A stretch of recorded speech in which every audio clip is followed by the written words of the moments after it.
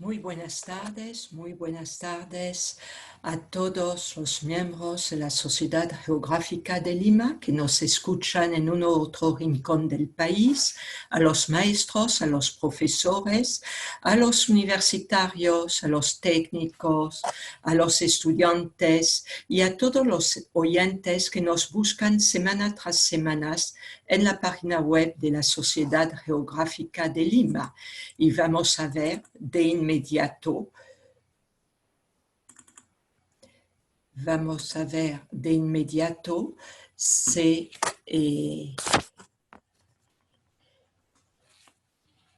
de qué trata esta reunión, este quinto martes, que es el 12 de mayo. Quien les habla es Nicole Berneck, soy geógrafa, profesora de la Pontificia Universidad Católica del Perú, miembro de la Sociedad Geográfica de Lima desde 1980, actualmente su presidente. Hoy me toca presentarles la quinta conferencia del 33º ciclo anual de actualización de conocimientos sobre la malnutrición en tiempo de COVID-19. Sin embargo, antes queremos recordar los aportes de la Sociedad Geográfica de Lima en el campo de la nutrición. Y no podemos hacerlo sin evocar una persona que ha luchado continuamente para mejorar los niveles de nutrición del poblado andino, amazónico y de los más pobres. Es Santiago Antúnez de Mayolo. Nació en Aira un 4 de abril de 1913 y falleció a los 99 años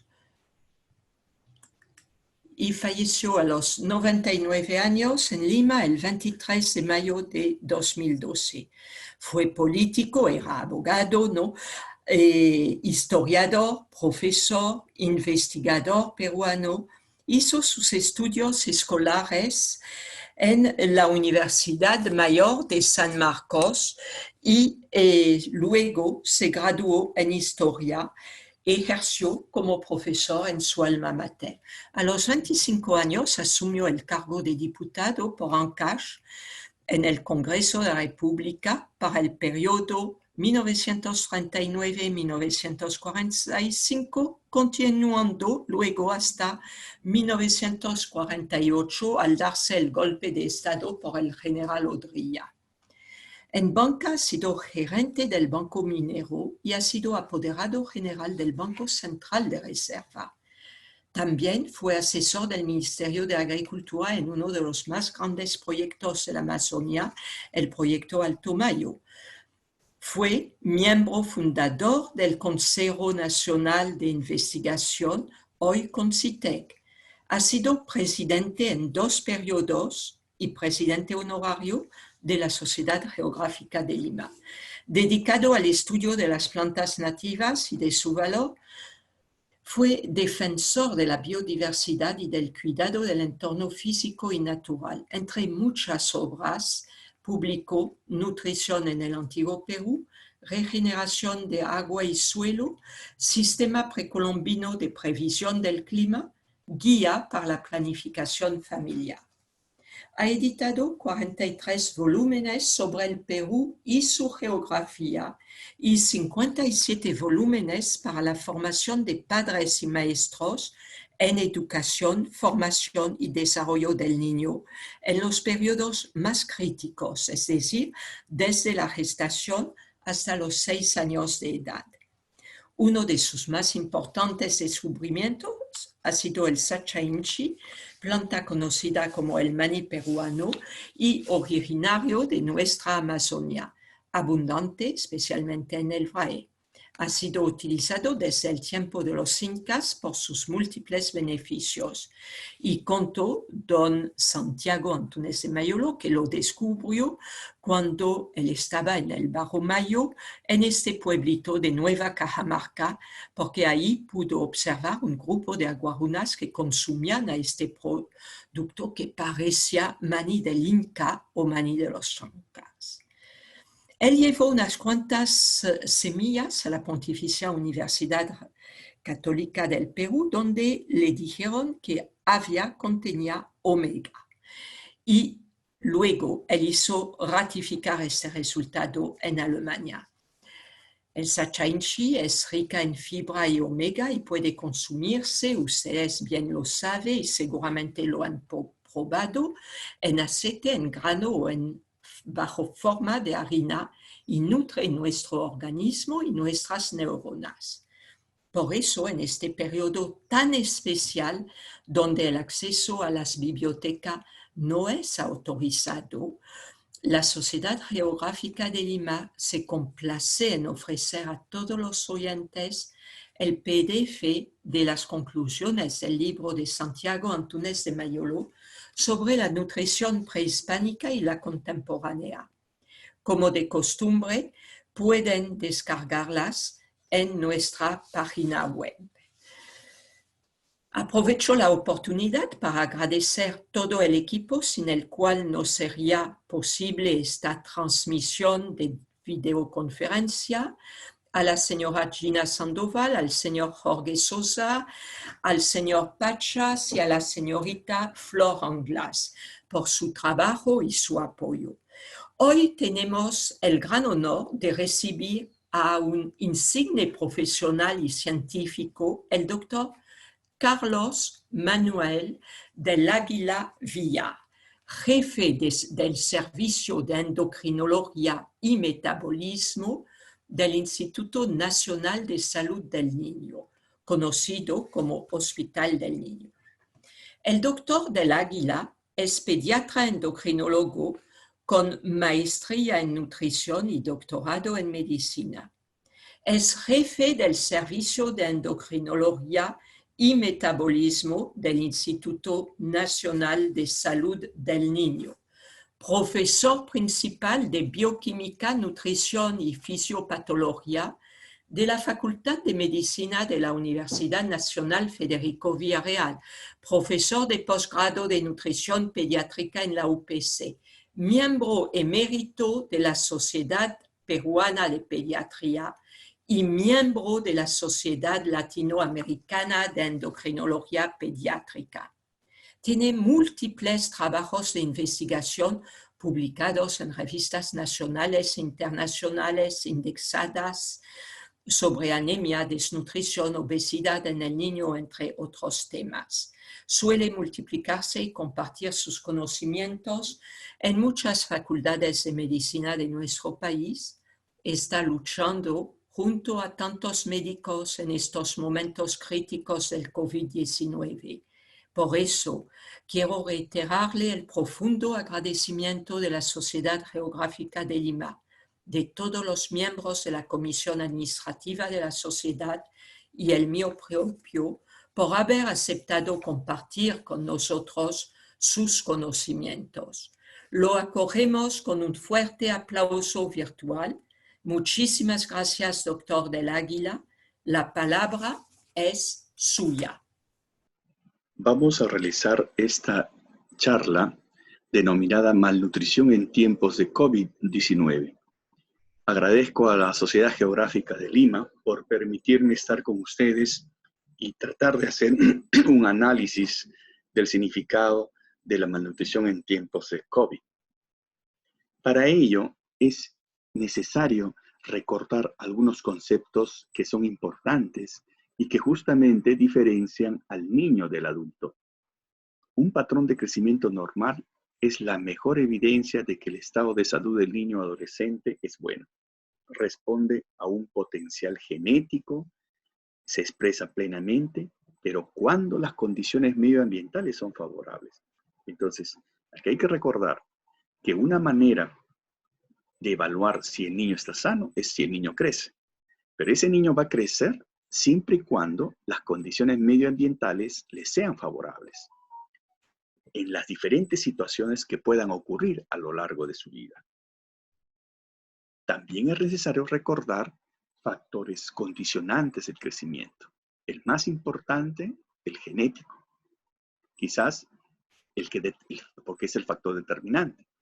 Pero no olvidar que hay un factor realizador, el cartílago de crecimiento de esos niños, un factor limitativo, la maduración ósea de esos niños y niñas. Hay factores reguladores que deben estar funcionando de manera adecuada, como los factores hormonales, los factores de crecimiento. Y dentro de los factores permisivos, podemos visualizar que la nutrición es un factor quizás de los más importantes a considerar. Y por supuesto, dentro del contexto de lo que rodea al niño.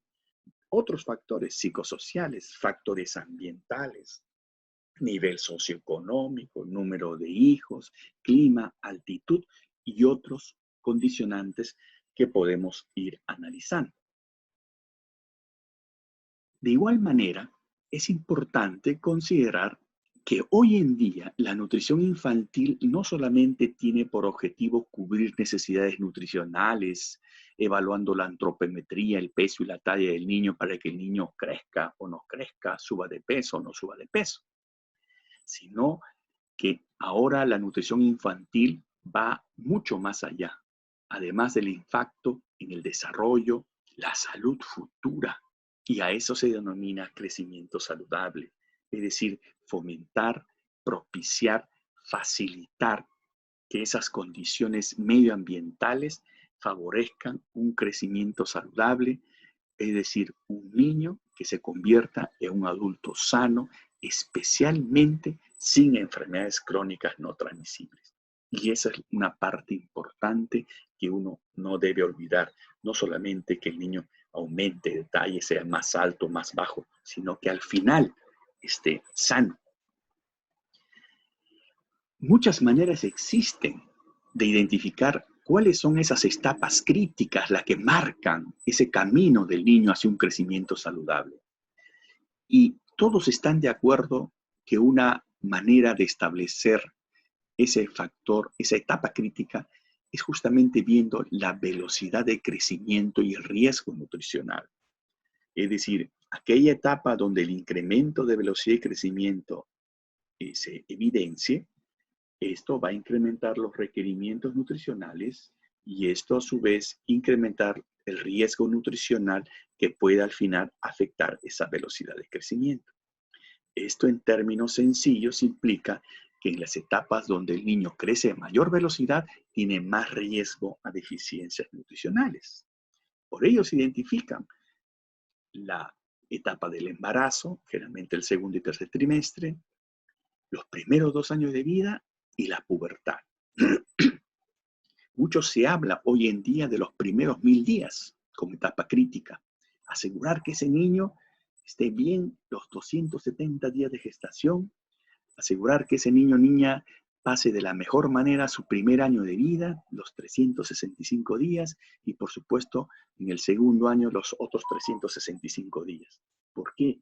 Porque muchos aspectos de la salud están programados durante estos primeros 1000 días, como el sistema endocrino, el sistema digestivo, el sistema inmune y sobre todo el sistema nervioso. De esta manera es que se enfoca las etapas críticas y uno tiene el deber de asegurar que el niño pase de la mejor manera independientemente de las condiciones en que se encuentre la sociedad o un país.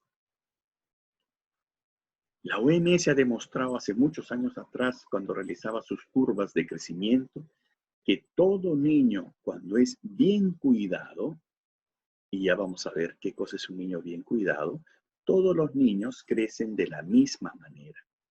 Esto demuestra la importancia de tener en cuenta esos factores que fueron tomados en cuenta en la OMS.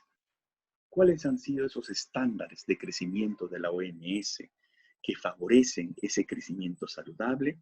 Ustedes pueden ver en la gráfica la nutrición óptima, es decir, fomentando lactancia materna exclusiva, asegurando alimentarios complementarios adecuados a energía y proteínas cuando el niño comience a comer sólidos a partir del 6º mes. Recuerden que la lactancia materna asegura energía, proteínas, vitaminas y minerales. Y lo que pasa al 6º mes no es que la lactancia o la leche no sea de adecuada calidad, sino que esa leche no es suficiente en volumen y tiene solamente defecto en calidad. Por eso es que tiene que complementar con alimentos sólidos. En segundo término viene el ambiente óptimo. Ausencia de contaminación microbiológica, por supuesto, la higiene. El acceso de agua y servicios básicos, importante para ese ambiente óptimo. La ausencia de tabaco y fumar, por supuesto. Y por último, el acceso óptimo a cuidados de salud, inmunizaciones, buenos estándares de cuidado pediátrico. Todo eso son considerados por la OMS para asegurar un crecimiento saludable. Indudablemente los genes cada vez cobran mayor importancia y esto uno lo visualiza en esta gráfica que conforme aumenta de edad quizás influye un poco más que los factores ambientales. Por eso es que un grupo de riesgo en la cual uno tiene que tomar en cuenta más aún los factores ambientales son los primeros años de vida que marcan el camino hacia un crecimiento saludable. De tal manera que si bien es cierto existe un potencial genético, nosotros tenemos que asegurar un ambiente adecuado en el cual ese niño aflore toda su carga genética, porque los ambientes que no son ideales o los que pobremente enfrentan los niños en algunas situaciones de crisis sanitaria como esta, puede llevarla a una malnutrición. Y no olvidar que el aspecto quizás más grave es que si no aseguramos la condición nutricional en base a todo lo que hemos mencionado, especialmente los primeros 2 años de vida, que son los primeros 1000 días, esto va a ocasionar algún deterioro en el desarrollo del sistema nervioso central. Porque recuerden, justamente en esta etapa es la etapa donde el cerebro, el sistema nervioso central, crece aceleradamente y por lo tanto ofrece una ventana de oportunidad para la intervención nutricional y evitar que ese niño se alimente mal y asegurar que ese niño tenga un sistema nervioso central maduro y seguro. Son pues durante estos 1000 días el periodo crítico donde no solamente es determinante el crecimiento fetal, desarrollo cognitivo, retardo del crecimiento, obesidad subsecuente y enfermedades crónicas no transmisibles en la adultez, sino ustedes pueden ver que hay cierta dificultad de revertir la talla baja o retardo del crecimiento después de los 2 años. Inclusive se habla de un cálculo aproximado de una pérdida de 3.2 centímetros en estatura adulta por cada disminución de Z-score de talla-edad a los 2 años. ¿Esto qué quiere decir? Si nosotros tenemos la evidencia de esos efectos deleterios en esta etapa crítica, va a ser muy difícil recuperarlos posteriormente. Por eso es que tenemos que identificar esos factores de riesgo, tenemos que identificar esas condiciones que no son adecuadas, especialmente cuando se someten al niño a algunas durante epidemias o aislamientos sociales para asegurar que ese niño crezca saludable. Y por supuesto, un inicio adecuado es un principio en pediatría, fomentar la lactancia materna exclusiva. ¿Y por qué? Porque la leche materna es el inicio del camino hacia un crecimiento saludable, porque asegura niveles adecuados de energía y proteína de leche materna, beneficios inmunológicos que van a ayudar a que ese niño tenga buenas defensas y evitar que se enferme. Otros factores que favorece la lactancia materna es que permite al niño autorregular el volumen de la alimentación y eso es muy importante en su conducta alimentaria saludable posterior y por supuesto el nivel socioeconómico de los padres, porque la leche humana no cuesta. En aislamiento o sin aislamiento, una madre tiene que continuar con leche materna y por supuesto la composición de la microbiota, es decir, las bacterias que tenemos en el intestino, que también son importantes para asegurar que ese niño esté sano. Entonces, si hablamos de iniciar este camino, es con lactancia materna exclusiva. y luego continuar con una alimentación complementaria como base para asegurar la continuidad hacia un adulto sano, porque ello influencia grandemente en el crecimiento y desarrollo de la salud del niño. Ayuda a los niños en la exploración de diferentes sabores, ayuda al niño a establecer el umbral para los gustos dulces y salados en niveles más bajos durante la vida posterior. Es decir, etapas claves que van a asegurar de alguna manera no solamente la conducta alimentaria del niño saludable, sino también evitar que ese niño, cuando se convierte en adulto, tenga más riesgo de enfermedad.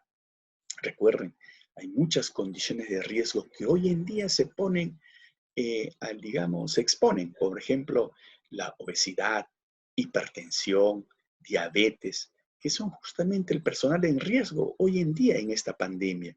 Pero son personas que tienen enfermedades que quizás pudieron ser evitadas cuando estas personas eran niños. Por eso que uno tiene que retroceder a la etapa pediátrica cuando uno habla de prevención. Miren lo que sucede en niños lactados en el Perú. Estos son los niños que tienen los cuadraditos blancos y los norteamericanos los cuadraditos oscuros.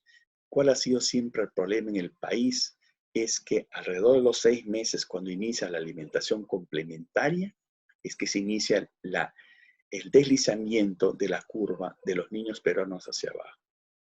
Acá es muy importante asegurar que el niño complemente adecuadamente, especialmente energía, para evitar esta desaceleración en la velocidad y curva de crecimiento que va a mermar no solamente la expectativa de talla, sino que va a convertir ese niño proclive a alguna enfermedad crónica no transmisible.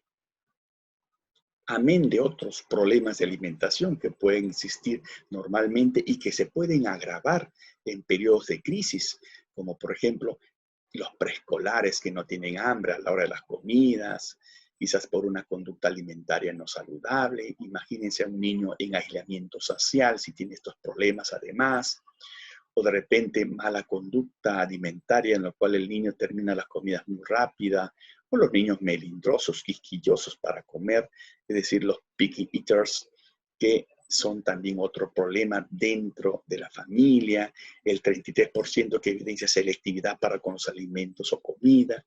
Es decir, se pueden sumar cualquier otro problema de alimentación a un momento de crisis, a un momento de aislamiento en un hogar clásico.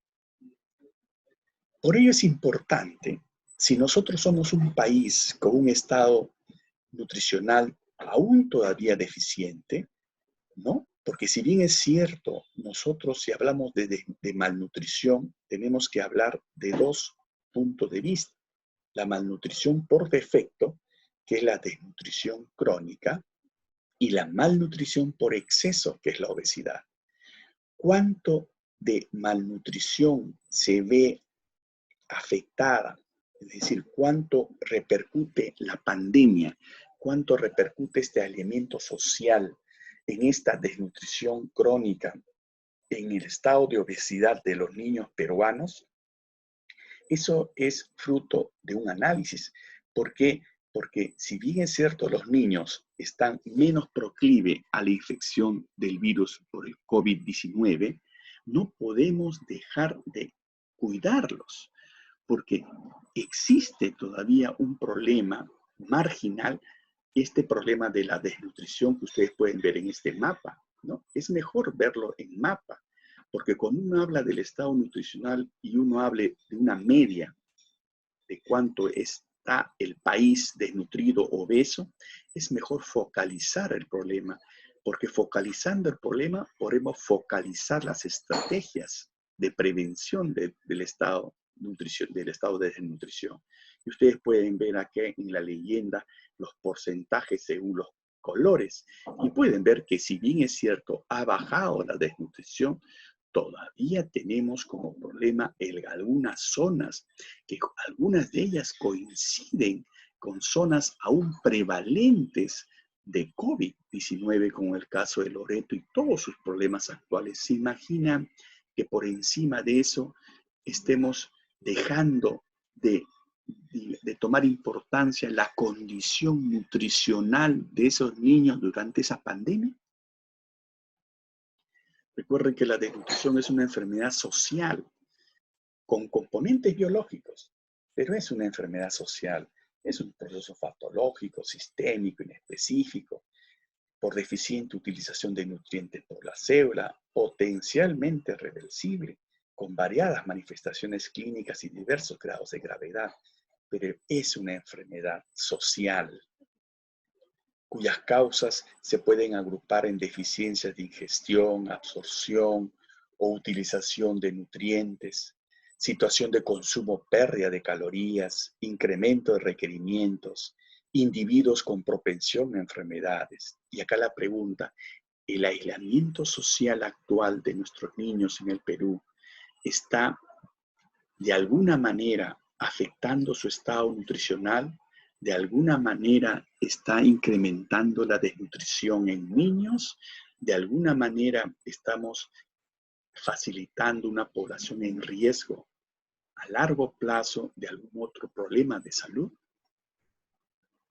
Estos son los efectos de la nutrición, el ciclo biológico, que uno lo percibe a través del ciclo, a través de generaciones, porque un niño con retardo de crecimiento desnutrido, muchas veces un adolescente también con retardo de crecimiento, en el caso de las mujercitas, el embarazo con aumento escaso del peso, mujeres malnutridas que originan niños con bajo peso al nacimiento y estos con un crecimiento inadecuado e insuficiente, llegan otra vez al mismo punto de partida. Es decir, un ciclo biológico en el cual no escapan los ancianos, no escapa el adulto al final de su vida. Por eso es que muchos dicen, yo soy de acuerdo a lo que he comido a lo largo de mi vida.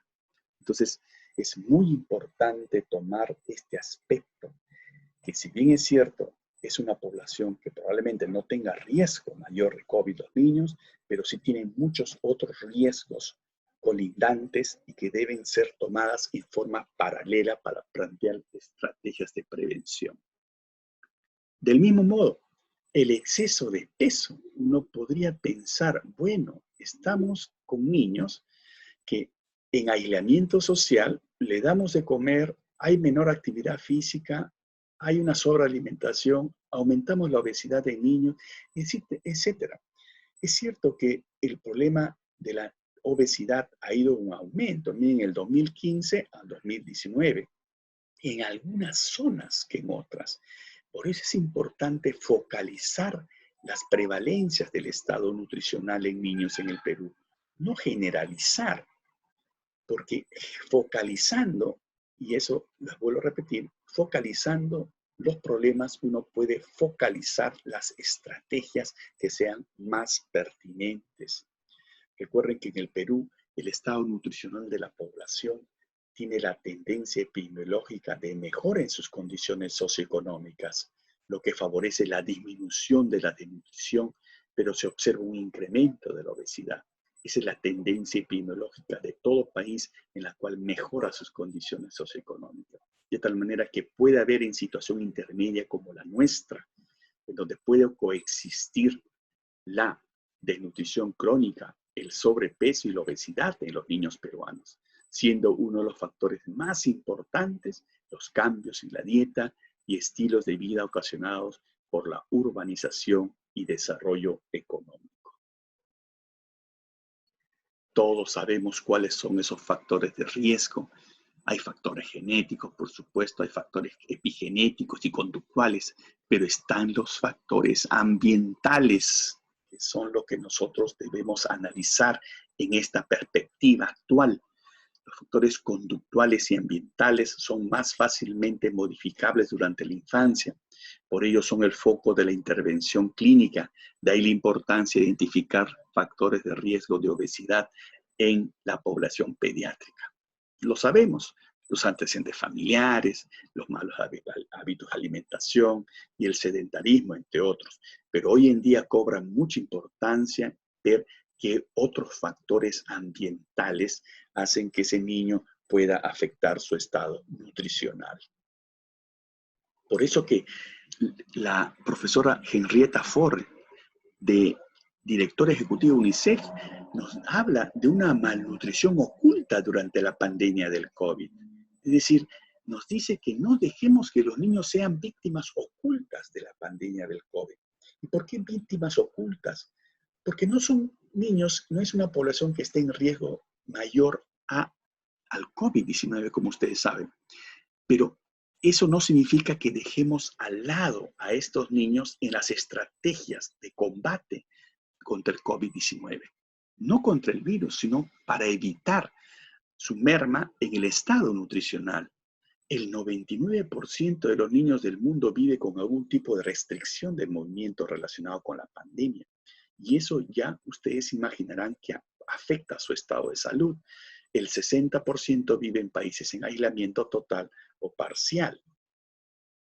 Por eso nos menciona que en estos momentos el mundo está unido en una batalla común contra un enemigo invisible.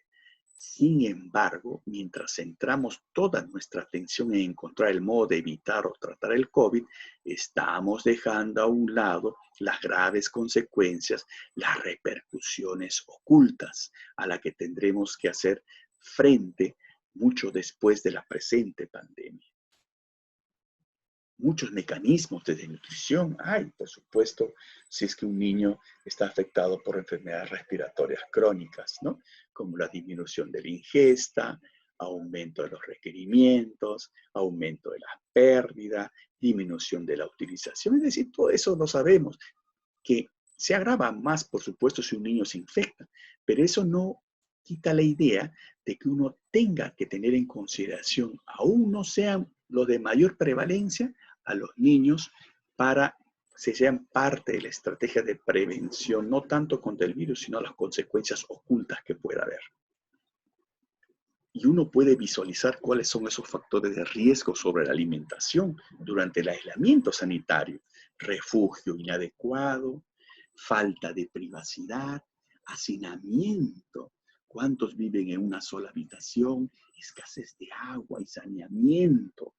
¿Cuántos niños viven en núcleos familiares y no pueden sencillamente lavarse la mano? No tienen disponibilidad de agua, un servicio básico, escasez de alimentos, servicios de salud deficientes, interrupción del abastecimiento de alimentos, y un ambiente inseguro que agrava más el problema. Entonces, en esta malnutrición oculta durante la pandemia se pueden describir muchos otros factores, como las instalaciones básicas de agua, saneamiento, higiene, que siguen estando fuera del alcance de muchos niños. En todo el mundo, el 40% de la población siguen sin contar con agua, instalaciones básicas para lavarse las manos con jabón en su hogar, una cifra que representa nada menos que 3/4 partes de la población de los países menos adelantados. Cada hogar, cada escuela y cada centro de salud debe disponer de los medios para ofrecer un entorno higiénico y saludable. Por eso, proteger a nuestros niños en tiempos de crisis sanitarias, en tiempos de aislamiento social, nos obliga a garantizar la disponibilidad y el acceso a suministros vitales, no solamente medicinas, vacunas y otros productos, sino también saneamiento, agua y servicios básicos y, por supuesto, la educación, entre otros aspectos. Prácticas alimentarias saludables que a veces es difícil cumplirlas en aislamiento social. Por ejemplo, alguna de ellas, ofrecer alimentos variados, balanceados, estimular el consumo de vegetales, fomentar la hidratación, practicar alimentación perceptiva, tener en cuenta señales de hambre y satisfacción, recordar los momentos de comer, son periodos de aprendizaje también. Aprovechar que estamos en familia, hablar con los niños, mantener el contacto visual, evite el consumo de bebidas azucaradas y productos ultraprocesados altos en azúcar, sal, grasa y energía.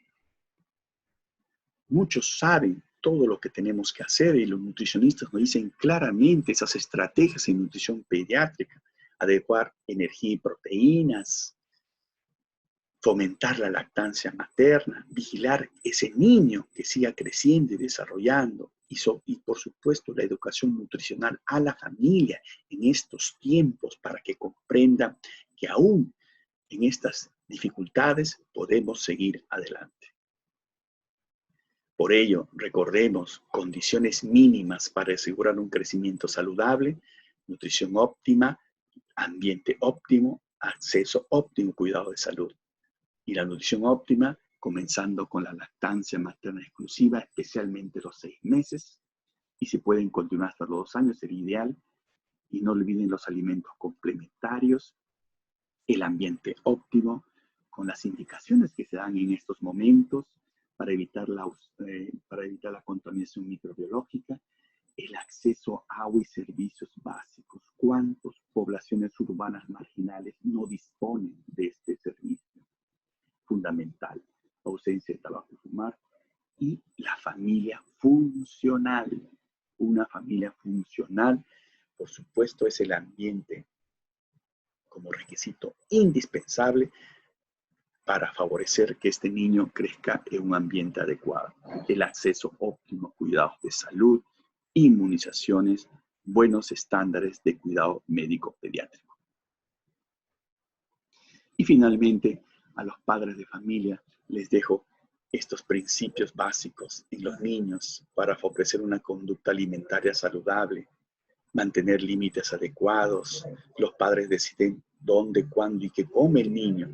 El niño decide cuánto come, evitar las distracciones, propiciar el estímulo de apetito, intervalo de 3 a 4 horas entre los alimentos y alimento, evitar snacks como jugos o leche y agua para calmar la sed. Mantener una actitud neutral, no exagerar en la estimulación o animación para comer, duración limitada y debe comenzar a comer dentro de los primeros 15 minutos. El tiempo de comida no debe durar más de 30 a 35 minutos, servir alimentos apropiados de acuerdo a la edad y no premiar ni castigar con los alimentos.